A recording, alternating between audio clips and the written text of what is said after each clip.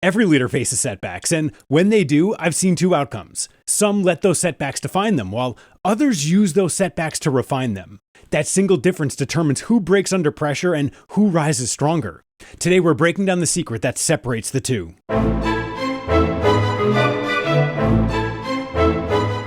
Welcome to the Everyday Diplomat. I'm Michael Forras, a retired Marine Sergeant Major, former U.S. diplomat, and someone who spent the better part of 20 years leading high-performing teams through crisis, conflict, and constant change. From combat zones to corporate boardrooms, one truth has stayed the same.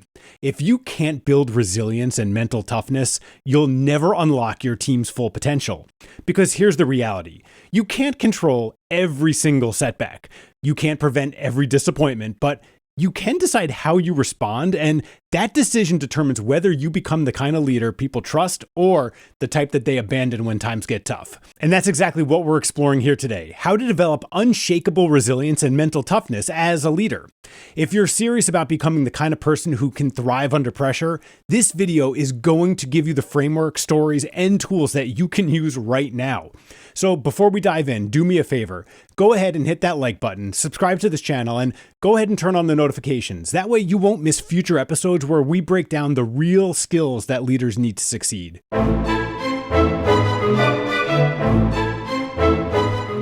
No matter how well you plan, life has a way of reminding you who's really in charge. You can study the playbook, you can prepare for every single scenario and line up all of the right resources and then watch the whole thing collapse in an absolute instant. That's not failure, that's just life. In the Marine Corps, I learned this lesson very early.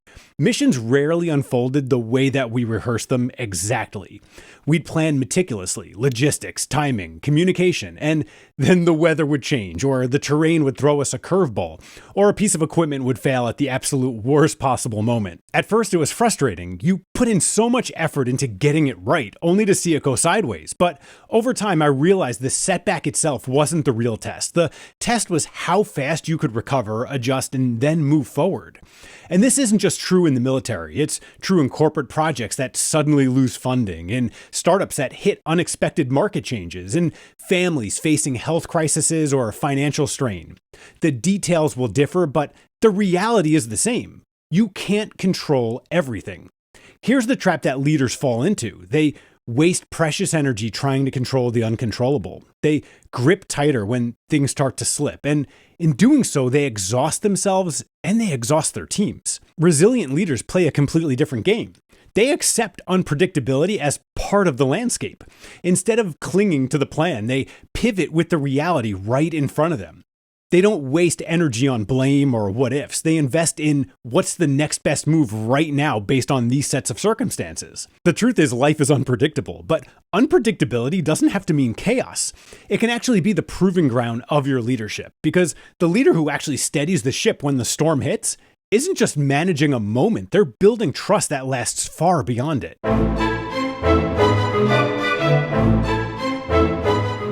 There are entire books of qualities that people associate with leadership.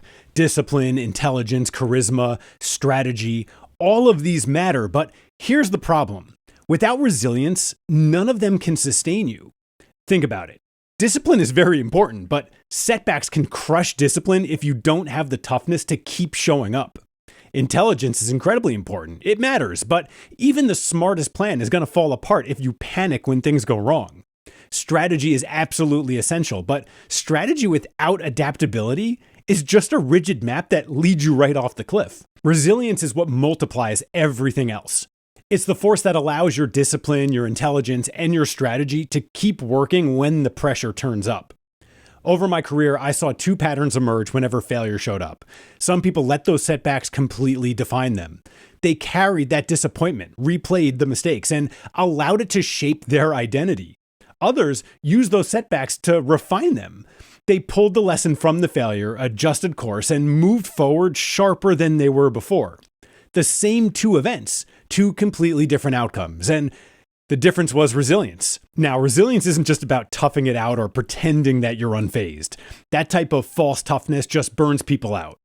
Real resilience is about facing the setbacks honestly, pulling meaning from it, and then turning that into action. One of the simplest tools that I teach leaders for this is what I call the after-action check. It's a way to turn failure into momentum. Here's how it works. Step 1 is acknowledge. Own what happened without excuses.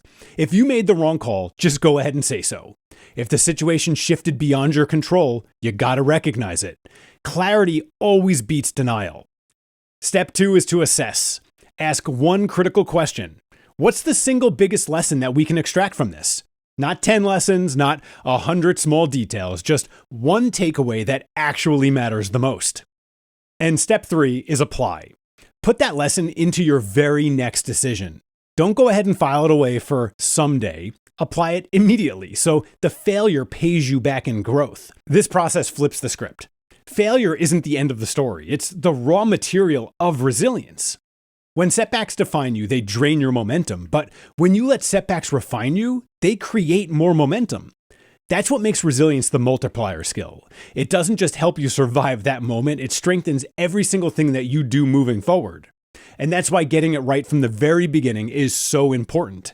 If you step into a new leadership role without the tools to recover from setbacks and pivot with confidence, you risk losing credibility fast.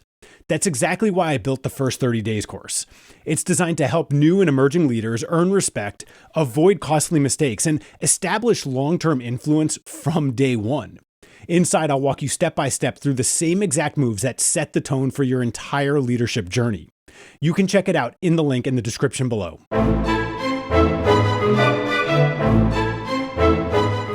Resilience isn't just a long-term mindset. It's also a skill that you need to practice in real time, in the exact moment when things feel like they're falling apart. Because here's the truth. When a setback hits, your natural response is to spiral. You replay the mistake. You focus on the loss. You get stuck in the emotion and in the moment. And when that happens, you actually stop leading. That's why I teach something I call the 3-step resilience reset. It's a simple framework that keeps you from getting trapped in the spiral and helps you move forward when everything else feels like it's crashing down. Here's how it works. Step 1 is to pause. When the setback hits, stop yourself from reacting immediately. Take a breath. That pause may feel small, but it interrupts the spiral. It buys you just enough time for you to respond instead of just to react. Step 2 is to reframe. Ask yourself, what's still within my control right now? That single question shifts your brain out of panic mode and right back into problem-solving mode. Instead of obsessing over everything that went wrong, you're now identifying what's still possible. And step 3, pivot. Take one small, decisive action that actually moves you forward. Don't try to solve everything at once. Just create momentum in the right direction. One action leads to the next, and before you know it, you've rebuilt progress. Let me go ahead and give you an example. I once worked on a team that had a major proposal rejected at the last minute after months of preparation. The natural reaction was pure frustration. Some team members wanted to point fingers, others just completely shut down, but the leader of that team paused. He reframed the situation, asking, what can we actually control right now? The answer was simple. They could request feedback, retool the proposal, and resubmit it in the next cycle. Then he pivoted. He assigned roles for gathering the feedback and redesigning the pitch. Within 2 weeks, they had a stronger product, and the second submission was approved. That's resilience in real time, not denial, not false toughness, just a disciplined ability to pause, reframe, and pivot. When you train yourself to reset like this, setbacks stop being roadblocks. They become more like speed bumps, slowing you down just a little bit, but only for a moment, and never stopping your forward momentum.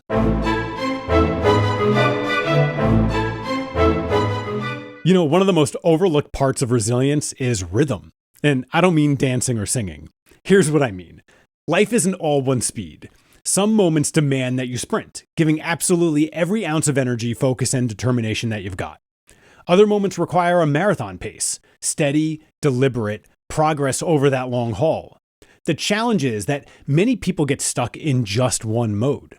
Some leaders try to sprint through absolutely everything. You ever been part of a team with a leader like that? They treat every single task like it's the most important thing in the world, like it's a crisis. And when everything is the most important thing in the world, nothing's the most important thing in the world. The problem is that sprinting nonstop leads to absolute exhaustion, burnout, and mistakes. On the other hand, some leaders never shift out of the marathon mode. They're steady, but when urgency really does hit, they really struggle to accelerate and seize the moment. Resilient leaders learn to balance both. They build the awareness to recognize what that moment calls for in real time, and then they commit fully to it. Here's a very simple framework that you can use: discern, commit, and recover. Step 1 is to discern. Before you act, you need to ask yourself, is this a sprint or a marathon moment? That single question can prevent you from burning out on the wrong things or dragging your feet when speed is absolutely critical. Step 2 is to commit. Once you know the answer, go all in. If it's a sprint, bring intensity and urgency. But if it's a marathon, bring consistency and absolute patience. Don't half sprint or half pace.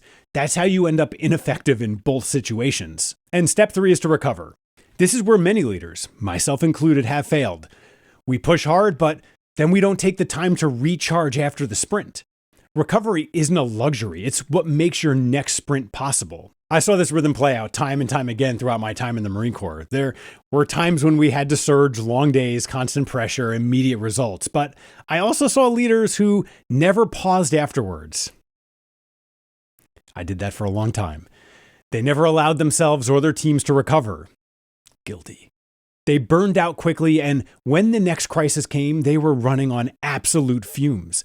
I just want to tell you that I did that for many years, mostly towards the mid time of my career when I was really trying to prove myself. And all it did was just burn me out way earlier than it needed to. And once I realized that, I was able to slow back down, hit the pause button. And you know who benefited from it? Everybody, my entire team, myself, my mental well-being, and my entire family. And you know, the ones who thrive, it's the ones who respect that rhythm. They sprint when it matters, but they also know how to pace and how to recover. That's what resilience looks like. It's not just about pushing through, it's about leading with rhythm, the ability to surge when it actually counts, pace yourself for the long game, and then recover so that you're ready for the next challenge. And this is exactly why I created the Diplomat's Dispatch. It's my free newsletter where I go deeper into lessons just like this: how to pace yourself as a leader, how to recover without guilt, and how to keep your influence strong no matter what life throws at you. As a bonus, when you join, I'm going to send you my free guide, 10 Things to Never Say as a Leader. It's a practical tool that you can use absolutely immediately to avoid those types of mistakes that damage trust and morale. You'll find the link in the description below.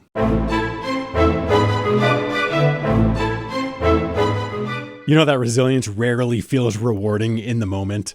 When you're tired, frustrated, or completely knocked down, it doesn't ever feel like progress. It feels like you're in pure survival mode. But here's the thing: survival is progress. Every time that you decide to get back up, you're building something that you can't always see right away. It's invisible in the moment, but over time, that success compounds. In the Marine Corps, there were countless days where it felt like all we were doing was just grinding forward, step after step, with no clear end in sight. And at the time, it felt like endless struggle. But looking back, those were the very moments that built toughness, trust, and gave you perspective, the qualities that prepares us for everything that comes next. And the same is true outside the military, in business, in family, in life.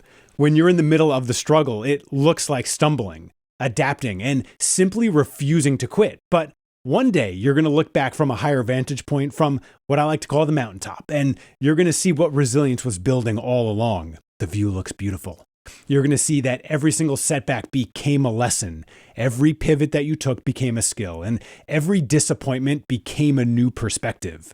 Resilience isn't glamorous. It doesn't always feel inspiring in that moment, but it's what shapes you into the type of leader who can really stand tall after a lifetime of challenges. And when you finally reach that mountaintop moment, you're going to be proud. Not because it was easy, but because you kept on going.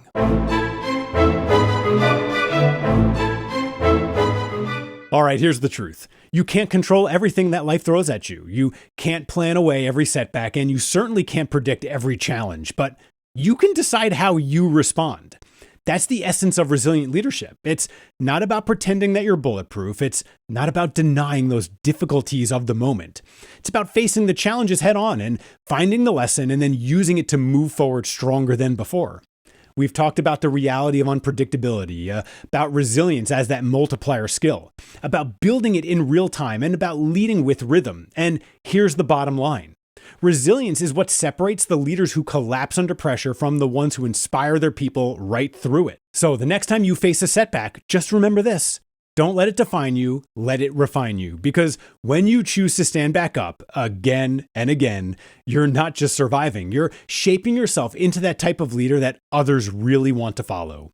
Thank you for joining me in this episode of the Everyday Diplomat. I'll see you in the next one.